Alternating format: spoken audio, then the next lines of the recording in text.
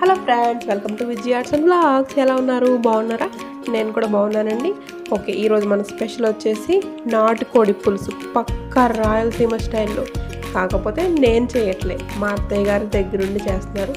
నేను జస్ట్ కెమెరామ్యాన్ని మాత్రమే. Okay friends, మరి ఈ వీడియో ఎలా చేయాలి ఈ కర్రీ అనేది చూసేద్దాం. 2 కోళ్ళని కోసారండి ఇంట్లో, అది 2 kgs పైన వచ్చింది. 2 kgsకి ఇప్పుడు మనం ఉడకపెట్టుకోవాలి దాన్ని. 2 విజిల్స్. దానికి సరిపోయే సాల్ట్ వేసుకోండి. ఉప్పు వేస్తున్నాం మేము. సాల్ట్ సరిపోయినంత వేసుకుని, పసుపు వచ్చి 1 టేబుల్ స్పూన్ వేసుకోవాలి. ఇంకా ఒక టీ గ్లాసు అంతా వాటర్ వేయాలండి. సరిపోతుంది, అంతకంటే ఎక్కువ అవసరం లేదు. అవే చాలా ఎక్కువ ఎగిరి నీళ్ళు ఎక్కువ ఊరుతుంది. ఇప్పుడు ఇది మనం 2 విజిల్స్ వచ్చేంత వరకు హై ఫ్లేమ్లోనే పెట్టుకుందాం. ఇది 2 విజిల్స్ వచ్చేలోపు మనం మసాలాని ప్రిపేర్ చేసుకుందామండి. దీనికి మనకి ఎండు కొబ్బరి వచ్చి 1 కప్పు, ఇంకా వెల్లుల్లి 1 కప్పు, పెద్ద సైజుది ఒక ఉల్లిపాయ, పెద్ద సైజుది ఒక ఉల్లిపాయ సరిపోద్దండి. అల్లం వచ్చి 1/2 కప్పు, ఇంకా కొత్తిమీర. వీటిని మనం కట్ చేసి పెట్టేసుకుందాం. ఈలోపు మనకి 2 విజిల్స్ కూడా వచ్చేసినాయండి. మూత తీసేస్తే ఇలా ఉంది.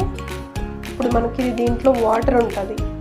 ఈ వాటర్ అంతా కూడా మొత్తం ఫిల్ చేసుకుని ముక్కలంతా పట్టేసేంత వరకు మనం హై ఫ్లేమ్లోనే దగ్గర పెట్టుకొని కలుపుకుంటూ ఉండాలి. మొత్తం వాటర్ అంతా ఎగిరిపోవాలండి, అసలు వాటర్ అనేది ఉండద్దు.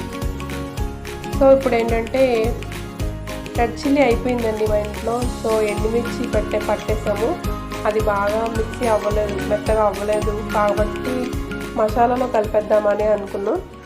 సో ఈ రెడ్ చిల్లీలోనే ఈ మసాలా అన్నీ కూడా కలిపేసి అప్పుడు మెత్తగా అవుతుంది అనేసి గ్రైండ్ చేసేసుకుందామండి మేము.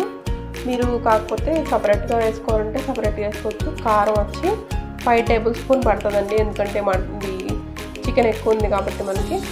ఇప్పుడు మనం ఆయిల్ కూడా పెట్టేసుకుందాం. 1 కప్ ఆయిల్ వేసుకోవాలండి. మనం ఇది గ్రైండ్ చేసి పెట్టేసుకున్నాం కదా, ఈ గ్రైండ్ చేసి పెట్టుకున్నాను. ఇప్పుడు ఆయిల్ వేసేసుకుని వేయించేద్దాం. ఇది మొత్తం చేస్తున్నదంతా మా అత్తయ్య గారేనండి, నేను కాదు. నేను జస్ట్ షూట్ చేస్తున్నా. ఇప్పుడు దీన్ని వేసేసుకుని మనం బాగా వేయించుకోవాలి. దీన్ని పచ్చి వాసన అనేది లేకుండా ఆయిల్ పైకి తేలేంత వరకు బాగా వేయించేస్తున్నాం. ఇది వేయించేసిన తర్వాత మనం ఇంతకు ముందు కుక్కర్ 2 విజిల్స్ పెట్టింది, అది దాంట్లో కలిపేయడమేనండి. మళ్ళీ సపరేట్గా అది దీంట్లో వేయాల్సిన అవసరం లేదు. సో ఇది బాగా పచ్చి వాసన అనేది లేకుండా బాగా వేగిపోవాలి. ఇప్పుడు మనం ఇందులో ధనియాల పొడి వేసుకుందామండి. 2 టేబుల్ స్పూన్ ధనియాల పౌడర్ వేసుకోవాలి. వేసుకుని బాగా కలిపేద్దాం. ఆయిల్ చూసారా సపరేట్ అయ్యి పైకి బాగా వస్తుంది.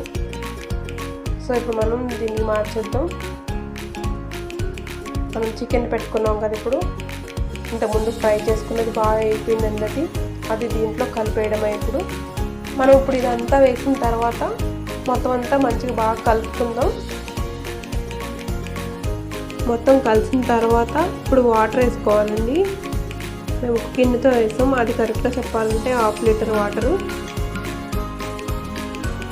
1/2 లీటర్ వాటర్ వేసి మొత్తం కలిపేద్దాం. కలిపేసిన తర్వాత మీడియం ఫ్లేమ్లో ఒక 10 మినిట్స్ ఉంచాలి. అంతేనండి, ఒక 10 మినిట్స్ మనం అట్లా మీడియం ఫ్లేమ్లో ఉంచితే ఈ రకంగా వస్తుంది. ఇలా వచ్చినప్పుడు మనం కొంచెం కొత్తిమీర వేసేసుకుందాం.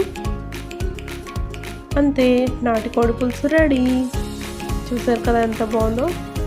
మీరు కూడా ఖచ్చితంగా ట్రై చేయండి ఫ్రెండ్స్. అలానే ట్రై చేసి ఎలా వచ్చిందో మీకు కామెంట్ చేసి నాకు చెప్పండి. ఇది మా అత్తయ్య గారు చేశారండి, చాలా స్పెషల్, చాలా చాలా అంటే టేస్ట్ ఉంది, ఎంతో బాగుంది.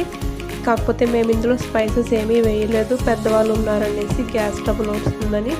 సో మీకు కావాలంటే మీరు వేసుకోండి. జీలకర్ర పౌడర్ కానీ చెక్క లవంగాలు అన్నీ కూడా మీరు వేసుకోండి. మేమైతే వేయలేదు.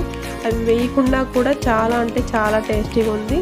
దీనికి కాంబినేషన్ ఏంటంటే రైస్లో బాగుంటుంది, ఇంకా దేనిలో అయినా బాగుంటుంది.